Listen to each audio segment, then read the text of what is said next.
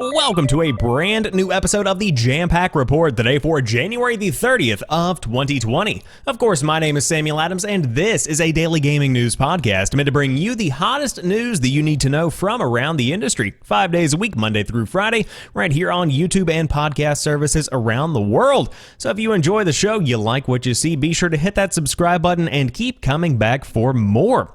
But today we have some pretty big news for the Nintendo fanboys and girls out there, because the Nintendo Switch has passed 50 million units sold in its lifetime, putting it well ahead of the Xbox One if industry experts are to be believed. On top of that, we'll talk about the games that are selling well currently on the Nintendo Switch and a game that is going to be selling well when it launches in a couple of months. It was one of the biggest AAA games of 2019. Then we're talking about Star Wars Jedi Fallen Order, The Witcher's animated Netflix series, and Discord dropping a couple of features that you might be used to using. Or maybe not. That's probably why they dropped them. However, that is our lineup for today's show, and I hope you enjoyed. But without further ado, let's go ahead and dive into it. First off, the Nintendo Switch has passed 50 million lifetime sales. Nintendo's hugely successful Switch console has now sold 52.48 million units worldwide since its release in March of 2017. Switch sales in the 9 months ending on the 31st of December 2019 were 17.7 million, up 22.5% year on year, fueled by the launch of the Switch Lite model. Switch games have also been selling like hotcakes. In all best estimates, this means Switch has now surpassed the hardware sales total of Microsoft's Xbox One, which launched in November 2013. Microsoft has not even reported Xbox console sales figures for a few years, opting instead to track success via subscription numbers for Xbox Live and Game Pass. But games industry analysts now seem confident Switch has passed the roughly 50 million milestone Xbox One is currently sitting on. According to our estimates, the Nintendo Switch passed the Xbox One in hardware shipments during the holiday quarter last year, trusted Nico Partners analyst Daniel Ahmad wrote today. The Xbox One is not too far behind, but it has only taken Switch 34 months to achieve what the Xbox One did in 74 months. And of course, he has a graphic here with the projections. PlayStation 4, which debuted in November of 2013, is currently sitting atop an inviable, an unthinkable, imaginable, inconceivable 106 million.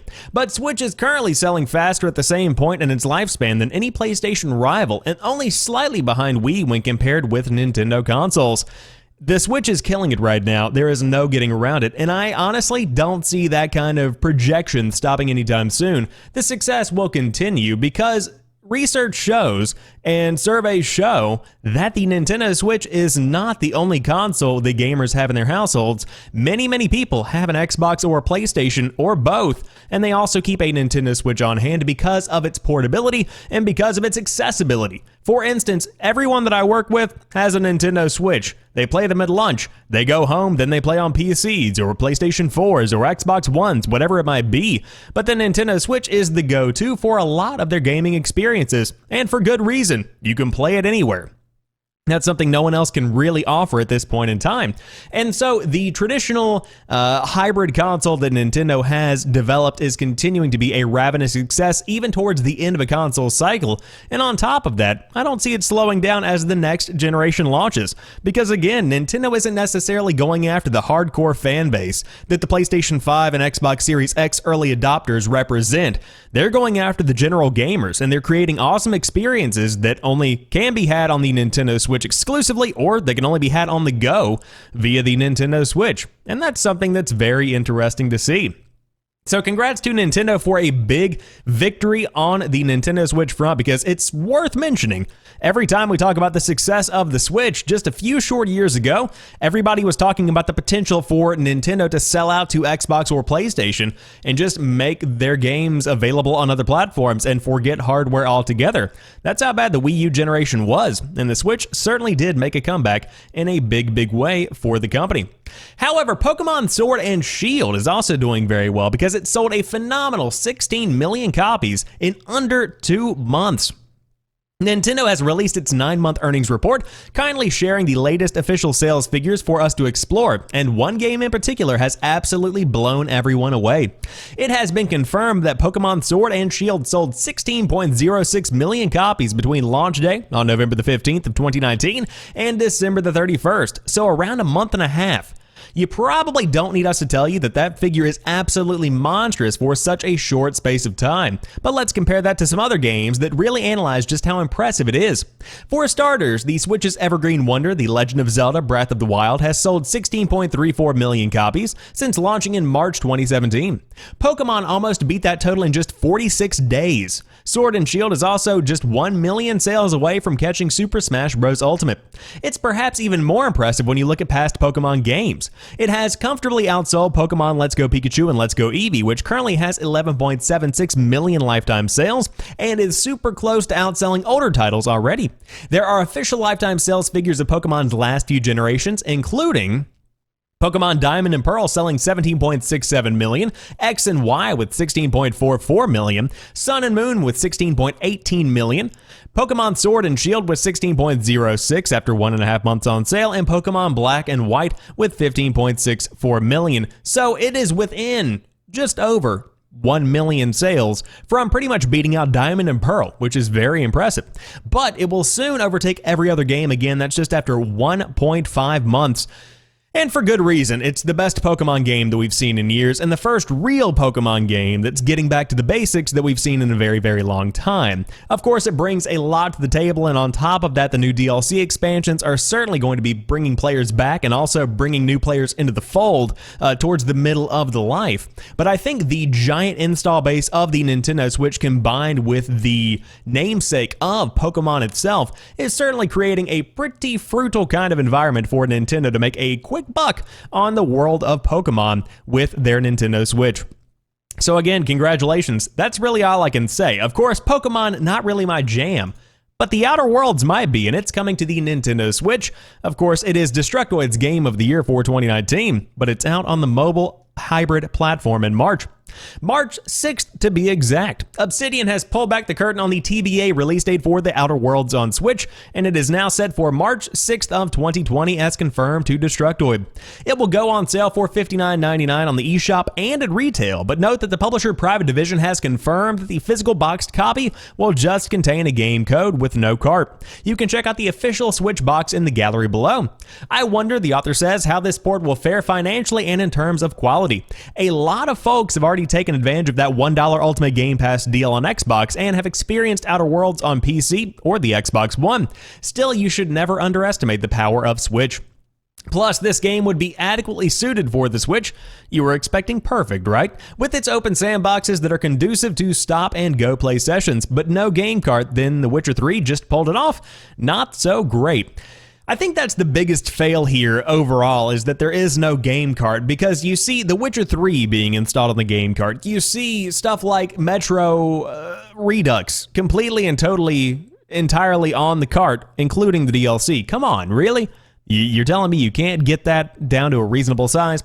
But potentially maybe the install methodology here is allowing them to insert more textures, have a higher frame rate, something like that. I don't know what the difference is between storing it on a piece of hardware and just downloading it from the store really is. But for me, this wouldn't be that big of a deal. For a lot of other people, especially collectors, this is something that is definitely going to be a hang-up for them. But regardless, cool to see that the giant RPG that Obsidian worked on for years is coming out on the Nintendo Switch. I know a ton of people are going to be excited about that, including myself, because I swear I do this with consoles from time to time. I've done it with the Xbox One. I bought one, I sold one, I bought one, I sold one, I bought one again. Now I'm sticking with it. Now, I had a Nintendo Switch at launch day, didn't really play it that much, so I got rid of it. But considering my lifestyle now, considering that it would be nice just to lay on my bed and play a game, it's very tempting to find a used Nintendo Switch Lite and just load it up with awesome games like The Outer Worlds. And then on top of that, however many Nindies there are now, there are plenty of good gaming experiences out there for Nintendo's little handheld that could. But if you did want to dive in, you can jive in to The Outer Worlds, you can jump in on March the 6th of 2020. However, unfortunately, no Star Wars Jedi Fallen Order on the Switch, but it has already passed EA's sales expectations.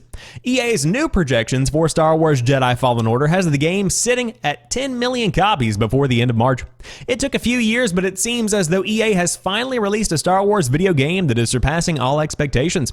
Announced today during Electronic Arts' financial call going over sales for the publisher's third quarter of the current fiscal year, it was revealed that Respawn's Star Wars Jedi Fallen Order has already beaten the projections that EA initially had. In October of last year, EA announced that it was expecting Fallen Order to sell between 6 and 8 million copies before the end of the company's fiscal year, which wraps up on March the 31st of 2020. However, Star Wars Jedi Fallen Order has already bested that estimation in its third quarter alone. That means that from its release on November the 15th until the end of 2019, Fallen Order has already surpassed the high end of initial sales projections, which is extremely impressive. As a result of this, EA announced it was altering its expectations for Star Wars Jedi Fallen Order through the remainder of this fiscal year, I should say. EA said it now expects that the game will reach 10 million copies sold before the end of March, which definitely would be an impressive milestone, assuming the game can reach this marker. It's a bit ironic that EA's first major single-player title that has released in the past few years has done so well for the publisher. EA has been notable in recent years for injecting live service elements in most of its major releases, many of which fans and critics alike have often been critical of. While Star Wars Jedi Fallen Order is not a game that will give EA recurring revenue streams, the company has to be more than pleased with how well it's done in the market. Let's just keep our fingers crossed that these results will encourage EA to invest even further in single-player games moving forward. Of course, the game is out now on PS4, Xbox One, and PC, and I'm currently in the middle of my playthrough, and I'll admit that although there are a couple of technical hang-ups throughout my experience, it is a phenomenal game that I'm having a very, very good time with. Now, that being taken into consideration, I think that the main reason this game is being very, very successful is, number one, it's got a phenomenal story, but number two, it is a single-player game with no microtransactions, no in-game store, nothing. It is just a classic single-player game that has a story from beginning to end. It's completed. There's no DLC, at least not right now, and so it is just an entire experience for $60, and that speaks to people because we don't get that often anymore. We should get it more than we do, however, we don't. But I think that's what makes this game stand out, and on top of that, it has a star-studded cast. As I said, the story is phenomenal, and overall, once you get past the technical limitations and the glitches that many run into on the Xbox One and the PlayStation 4, the gameplay itself is very good. If you're into that kind of Souls, parrying, dodging, blocking kind of combat, then you're definitely going to be a big fan of this one. But I would highly recommend diving into the game if you have not had the chance to, if you ever do get the chance to, and it is due for some kind of price drop in the next few months, but selling like this, it might be a hot minute before you begin to see this one die down overall. But the team at Respawn did a phenomenal job with Jedi Fallen Order. I want to make that very clear. This seemed to be a project they were thrown to and absolutely dominated in, so good job on that, and I'm hoping to see a sequel at some point in the future. But hey, work out those technical limitations, maybe. Not too many frame drops, just, not too many glitches, just give me a good game, yeah? Yeah. However, The Witcher's animated film is all about Vesemir. Today we finally have some information on what the recently announced animated Witcher film is all about, and it's Geralt's father figure Vesemir. In a short description for The Witcher: Nightmare of the Wolf, appearing on the Netflix website, it reveals the film takes place long before Vesemir mentors Geralt, and it sounds like it will focus on the start of Vesemir's journey as a Witcher, having been claimed by a mysterious character called Deglin via the Law of Surprise. Yes, that pesky rule is back again. So who will play Vesemir? After Mark Hamill publicly expressed an interest in playing Vesemir in the main Netflix series, Witcher fans have been practically campaigning for him to get the role, particularly as Hamill has ample experience as a voice actor. Regardless of who plays Vesemir, I'm looking forward to it, the author says at Eurogamer. Haha. I really want them to take this and run with it. Of course, this is an animated series, so if it were to be Mark Hamill, I suppose that works perfectly well. But I don't feel like Mark Hamill necessarily fits the voice of Vesemir. It doesn't really vibe with me that well. He'll always sound like Luke in my mind, but hey, they'll find somebody that fits the bill. I have no doubt about it. And I think that's what a lot of people always forget, is that the people that are focused on casting for these characters, they have a vision in their mind, and it doesn't always have to be somebody that's, top tier AAA actor, if you want to call them that. It can be somebody that's just a good actor in that role. Like if you had said Geralt is going to be Henry Cavill, or Henry Cavill is going to be Geralt, whichever way you want to throw it, many people would have said, oh, hell no, why are you giving that role to the Superman? But then, as time goes on, you begin to see, whoa, that's actually pretty good. And so I think that's probably the kind of situation we are going to be seeing again with Vesemir, of course, the voice actor for the Netflix animated series. But I'm more excited about The Witcher Season 2, personally, because the Netflix series is phenomenal. Watched it all the way through in one weekend. Very impressed with that one. But Nightmare of the Wolf is focusing on Vesemir according to the official Netflix description. So we'll see what happens whenever it officially drops at some point in the future. But finally, speaking of dropping, Discord has dropped the activity feed and games library that you were not using. It's focusing more on core chat features. Do you use Discord to launch games and keep up with the latest gaming news? No, you're not the only one. Discord is dropping both the activity feed and library from its chat app as of today. The feed was not doing a good job of keeping people updated and added bulk, the company said, while the library tab and the universal game launcher just haven't been useful to players. It's not a hard cutoff. Channel following, which adds important news from partnered and verified servers to your server, and the Friends tab should fulfill some of the key roles of the activity feed. And if you buy or otherwise receive games from Discord, the library tab will remain unless you turn it off.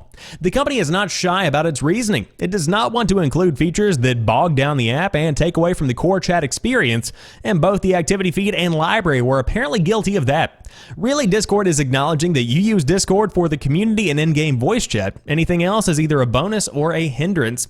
Personally, this is kind of a disappointment to me because the launcher was very useful. The game library essentially took a catalog of everything you had installed on your PC, and you could launch a game on Origin directly through Discord. Or if you wanted to stop playing, say, Anthem, and you wanted to move over to a game on Steam like Dark Souls 2, you could dive in and just boot it up through Discord. Then you wanted to jump over and play some Overwatch on Battle.net, you could just boot it up through Discord. So instead of having to open up all of these individual tabs, you could just have the one open in Discord. So I know that I used it, but apparently I'm probably one of the only ones.